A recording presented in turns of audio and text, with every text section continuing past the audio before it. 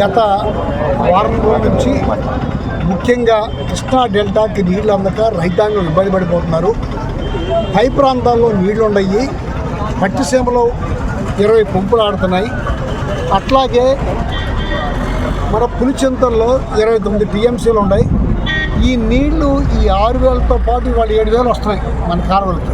ఇంకొక 3,000 తీసుకుని 10,000 ఇస్తే కృష్ణా డెల్టాలో పంటలు గట్టెక్కుతాయి, రైతాంగం అంతా బాగుంటారు, ఇబ్బందులు పడకుండా ఉంటారు. నీళ్ళు ఇవ్వండి 2027 దాకా నీళ్ళేమో మంచినీళ్ళు తాగడానికి లేవని చెప్తారు. ఇవాళ వర్షాకాలం మొదలు, ఇవాళ మీరు చూస్తున్నారు ఈ ఏదో ప్రభావం ఉందని అది ఉందని చెప్తున్నారు.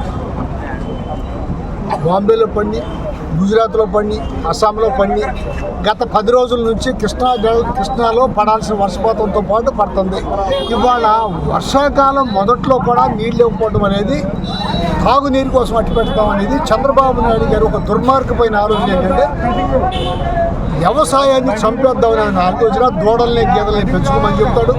దూడల్ని గేదెల్ని పెంచుకోవాలన్నా వ్యవసాయం బతకాల్సిందే, గడ్డి కాసం కావాలి. ఇవాళ ఈ దుర్మార్గమైన చర్యని తప్పుపడుతూ నీళ్ళు ఇమ్మని నిరాహార దీక్షలు చేసాం. ఇవాళ వచ్చేటప్పటికి డిఎస్సిలో అవకతవకలు జరిగినాయి, సిబిఐ ఎంక్వైరీ ఇవ్వండి. ఏంటి ఇబ్బంది మీకు? సిబిఐ ఎంక్వైరీ అయితే మీ ప్రభుత్వం ఉంది, మీ మీద అభియోగం వచ్చింది, ప్యాకాట్లో లేకపోతే ఎగ్జామ్స్ రాయిపోకుండా కొన్ని సీట్లు ఇచ్చారు, మీ వాళ్ళ దొడ్డుదారిని ఇచ్చారని చెబుతున్నారు. అది కాదని మీరు రుజువు చేసుకోండి, సిబిఐ ఎంక్వైరీ చేయండి. సిబిఐ ఎంక్వైరీ చేసిన తర్వాత తేలుతుందిగా సిబిఐ ఎంక్వైరీలో ఎందుకు ఈ మోసం చేస్తారో. ఇక్కడ అవనగడ్డ క్యాండిడేట్కి ఒక క్యాండిడేట్కి ఫస్ట్ ర్యాంక్ వచ్చింది, అతను తప్పించి సెకండ్ ర్యాంక్ అతనికి ఉద్యోగం ఇచ్చారు. ఎన్నిటికీ కారణాలు ఉండబట్టేగా జనమందరూ మాట్లాడేది. వాళ్ళ కేంద్ర ప్రభుత్వంలో విద్యాశాఖ మంత్రి మీద అభియోగం వస్తే ఆయన రాజీనామా చేయాలి. మేము రాజీనామా కూడా చేయమట్లా. ముందు మీరు తక్షణం సిబిఐ ఎంక్వైరీ చేయండి. రాజీనామా సంగతి చేస్తారో చేయరో సిబిఐ చెప్తారో చూద్దాం. వీటన్నిటికీ ఏంటంటే ప్రభుత్వం అనేది అడ్డగోలుగా ప్రవర్తిస్తుంది, రైతాంగాన్ని ముంచేస్తుంది. రైతు దగ్గర పంట పండించిన తర్వాత ధాన్యానికి రేట్ లేదు, మొక్కజొన్నకు రేట్ లేదు, పొగాకు రేట్ లేదు, టమాటాకు రేట్ లేదు, మ్యాంగోకి రేట్ లేదు. మిడిల్ మ్యాన్ చేతికి వెళ్ళిపోయిన తర్వాత మాత్రం అన్ని రేట్లు పెరుగుతాయి. అంటే చంద్రబాబు నాయుడు గారి గవర్నమెంట్ ఆర్థిక సంపన్నులకి, ఆయన అన్యాయులకి, ఆయన పార్టీ కోసం పనిచేసే వాళ్ళకి ఖచ్చితంగా ఉపయోగపడుతుంది, పేద ప్రజలకు ఉపయోగపడదు. జనమందరూ అర్థమయ్యి వాళ్ళు రోడ్లు ఎక్కుతున్నారు.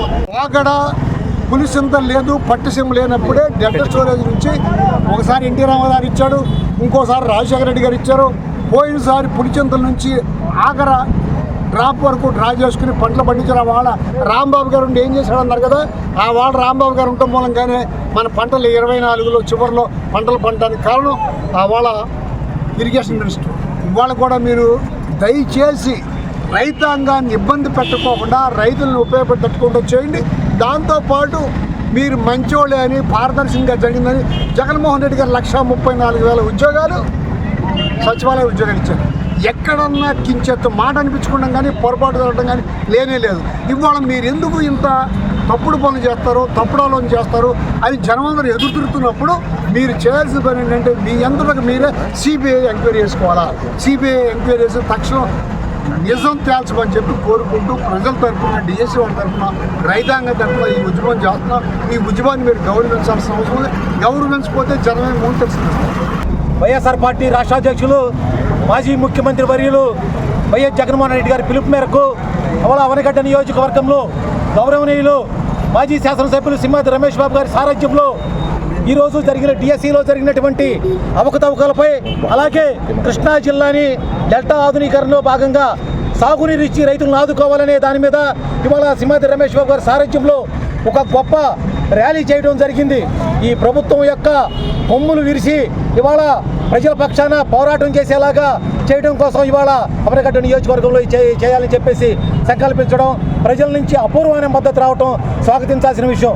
ఈరోజు చూస్తుంటే ఇవాళ డిఎస్సి పేరుతో ఇవాళ విద్యార్థులందరినీ, యువతని మోసం చేసిన ప్రభుత్వం ఈ కూటమి ప్రభుత్వం, చంద్రబాబు ప్రభుత్వం. డిఎస్సిలో జరిగినటువంటి అవకతవకల గురించి ప్రశ్నిస్తుంటే, శాంతియుతంగా ర్యాలీలు చేస్తుంటే, ప్రజాస్వామ్యబద్ధంగా ముందుకెళ్తుంటే అడుగడుగున ఆటంకాలు కలిగిస్తుంది ఈ కూటమి ప్రభుత్వం. చదువుకున్న ఉద్యోగులకి, చదువుకున్న వారికి ఇవాళ ఉద్యోగాలు చేసిన బాధ్యత లేదా? వాటిని స్వచ్ఛందంగా నిర్వహించి అర్హులైన వారికి ఇవాళ ఉద్యోగాలు ఇవ్వాల్సినటువంటి అర్హత లేదా? ఇవాళ మనం చూస్తున్నాం ప్రతి విషయంలో కూడా అవినీతి తాండవేస్తుంది. ఇవాళ డిఎస్సీనే తీసుకుంటే స్పోర్ట్స్ కోటాలో కనీసం అప్లికేషన్లు పెట్టకపోయినా, ఎగ్జామ్ రాయకపోయినా కూడా జీవో 474 జారీ చేసి ఉద్యోగాలు భర్తీ చేసిన ప్రభుత్వం ఏదైనా ఉందంటే ఈ కూటమి ప్రభుత్వం. కానీ మేము అర్హులైన వారికి వచ్చిన ఉద్యోగాల గురించి మేము మాట్లాడతా, అనర్హులకి మీరు ఏ రకంగా ఇచ్చారని చెప్పి ఈ సందర్భంగా మేము క్వశ్చన్ చేస్తున్నాం. ఇవాళ రైతు యొక్క సంక్షేమమే ఏజెండా ఇవాళ మన రాష్ట్రంలో. ఇవాళ డెల్టా ప్రాంతం అనేది రైతు సంబంధించిన ప్రభుత్వం. ఇవాళ రాష్ట్రంలో రైతు వ్యతిరేక ప్రభుత్వం నడుస్తుంది. ఇవాళ కృష్ణా డెల్టాకి నీరు ఇవ్వడంలో ఈ ప్రభుత్వం ఎందుకు నిర్లక్ష్యం వహిస్తుందని చెప్పి ఈ సందర్భంగా మేము క్వశ్చన్ చేస్తున్నాం. పులిచెత్తుల్లో నీరున్నా, ప్రకాశం బ్యారేజ్లో నీరున్నా ఎవరో భవిష్యత్తు అవసరాల కోసమని ఇవాళ రైతులు పొట్ల కొడుతున్నారు. ఇవాళ దివిసీమకి రైతు అన్నపూర్ణ లాంటి వ్యక్తి, అన్నం పెట్టే వ్యక్తి, అలాంటి రైతు కలుపు కొడుతుంటే ఇవాళ ఏమైపోవాలి ఈ రాష్ట్రం, ఈ నియోజకవర్గం. కాబట్టి ఇవాళ జగన్మోహన్ రెడ్డి గారి పిలుపు మేరకు వెంటనే డిఎస్సి మెగా డిఎస్సీలో జరిగిన అవకతవకలపై సిబిఐ జరగాలి. అలాగే విద్యాశాఖ మంత్రి దీనికి బాధ్యత వహిస్తూ రాజీనామా చేయాలని ఈ సందర్భంగా సెలవిస్తూ, ముఖ్యంగా నిరుద్యోగ భృతి చంద్రబాబు నాయుడు హామీల్లో నిరుద్యోగ భృతి ప్రధానమైంది. ఆ 3,000 రూపాయలు నిరుద్యోగ భృతి ఇవ్వాలని చెప్పేసి మేము డిమాండ్ చేస్తాం. అట్లాగే మహిళా తల్లుల కోసం మీరు మేనిఫెస్టోలు ఇచ్చినటువంటి 18 సంవత్సరాలు నిన్న ప్రతి మహిళకి 1,500 ఇస్తానన్నారు. ఇవాళకి ఈ 2 సంవత్సరాల కాలంలో ఏ హామీ కూడా అమలైనటువంటి దాఖలాలు లేవు. కాబట్టి మీరు ప్రజలను మోసం చేస్తున్నారు. ప్రజాస్వామ్యబద్ధంగా పరిపాలన చేసి మీరు అరాచకంగా అశాంతి సృష్టిస్తూ ఇవాళ ఇలాంటి నిరసన కార్యక్రమాలు కూడా జరగకుండా చేయడం అనేది క్షమించరాని విషయం. కాబట్టి రాబోయే రోజుల్లో మా పార్టీ అధ్యక్షులు వారి పిలుపు మేరకు అవనగడ్డ నియోజకవర్గం మా గౌరవనీయులు రమేష్ బాబు గారి సారథ్యంలో ఇంకా ఉన్నతమైనటువంటి కార్యక్రమాలు చేసి ప్రజాపక్షంగా మేము పోరాటం చేస్తామని ఈ అవకాశం ఇచ్చిన పార్టీ మిత్రులందరూ ధన్యవాదాలు. జై జగన్, జోహార్.